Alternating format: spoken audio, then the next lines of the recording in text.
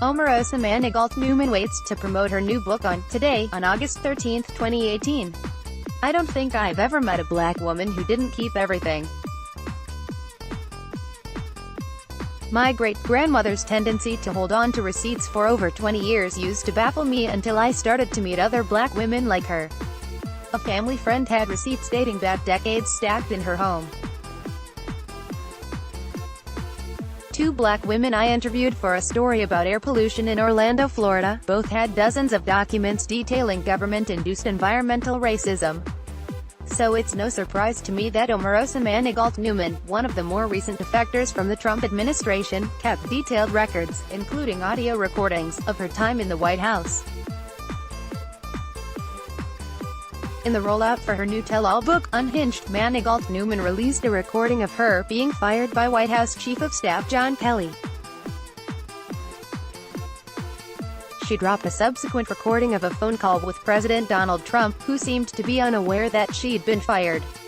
On Tuesday, she produced a recording of 3 Trump campaign aides, including Katrina Pearson, a spokeswoman for the campaign, discussing a long-rumored tape in which the president apparently says "nigger" in referring to a black contestant on The Apprentice.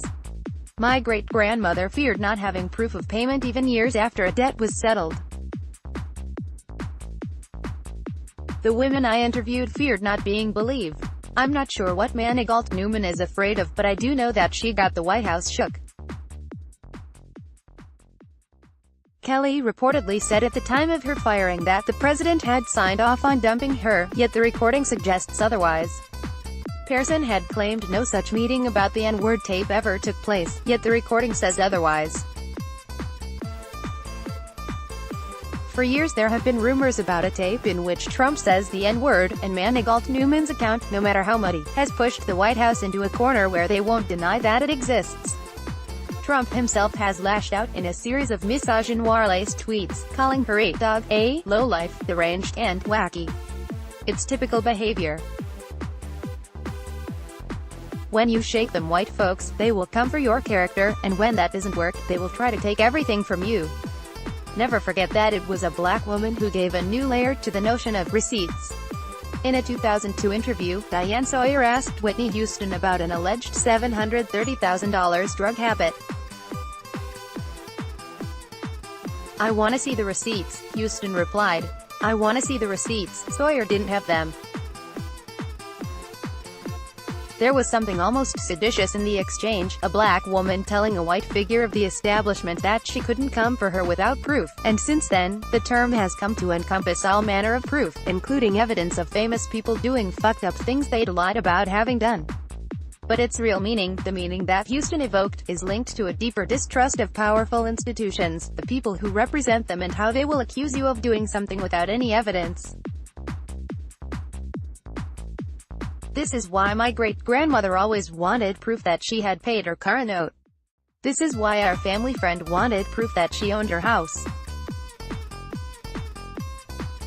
It's why Manigault Newman recorded her conversations. It's why she isn't really worried about a potential lawsuit. The receipts have inoculated her against retribution, which often falls unfairly upon black women.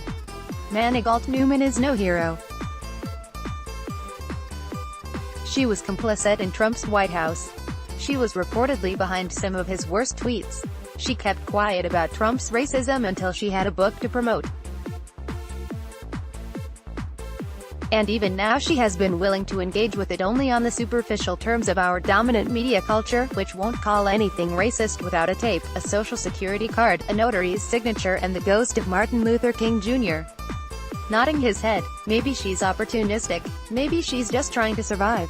Maybe she's power-hungry and vindictive, so are lots of politicians. The difference is that she's a black woman. Black women, even the ones with terrible politics, know to hold on to things. We know the dogs will come running after you when you defect, no matter how loyal you were during your time on the plantation. Download. Do you have information you want to share with HuffPost? Here's how.